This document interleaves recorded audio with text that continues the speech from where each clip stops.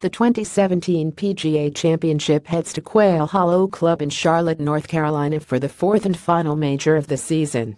This is the first time Quail Hollow has hosted a major championship, but it does host regular PGA Tour event, the Wells Fargo Championship, which is regarded by the players as one of the best courses on tour.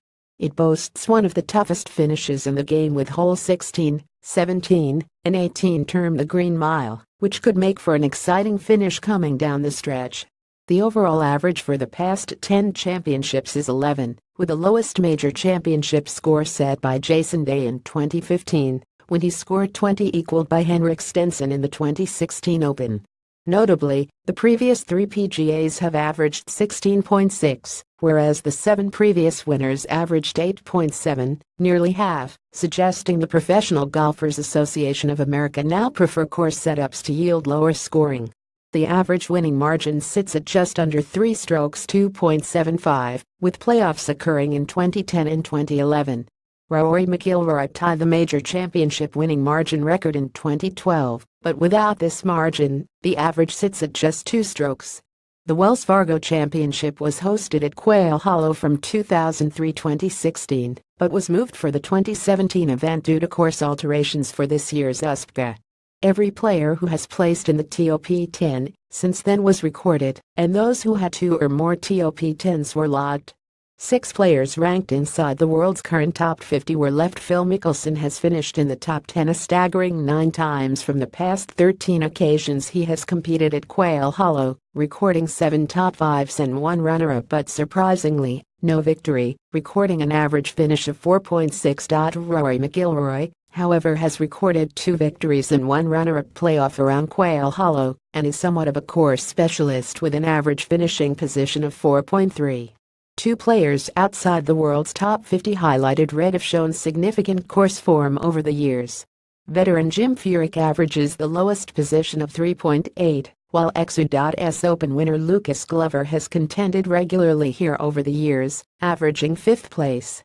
Let's now take a look at the recent form of these 6 players in recent times, those who have performed well in the British Open and or the WGC Bridgestone, typically the 2 tournaments before the PGA Championship, have gone on to perform well in the final major of the season.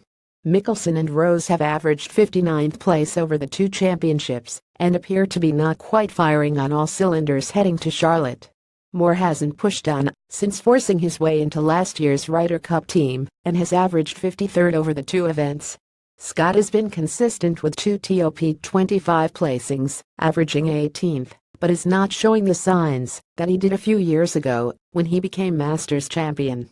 TSC contenders. With these statistics in mind, here are our 2 favorites to take the PGA Championship title this year. McIlroy has recorded 2 top 5s in his previous 2 tournaments and is starting to show signs in his Tito Green game that he could produce another dominant victory where he overpowers the course and his competitors.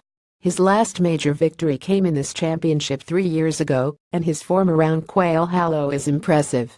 If, and it is always a big if with Rory, he can find form on the greens, it is hard to see how anyone could beat him this week. Fowler's consistency and all-round game will one day produce a major championship. He has averaged 16th place in his previous 2 starts without ever really getting out of second gear. His form during this season's majors has been strong, averaging 13th. And he has been in contention to win heading into Sunday in both the Masters and the US Open.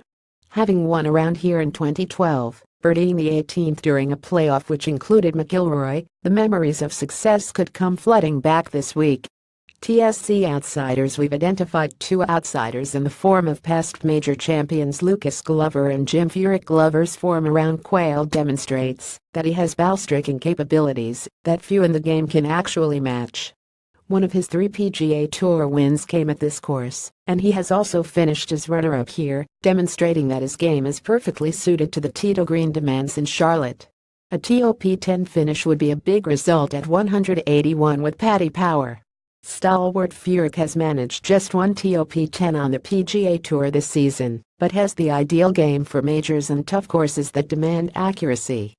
Again, a top 10 placing at 181 with Paddy Power would be good money on someone who, even at his age, can still perform on the biggest stage.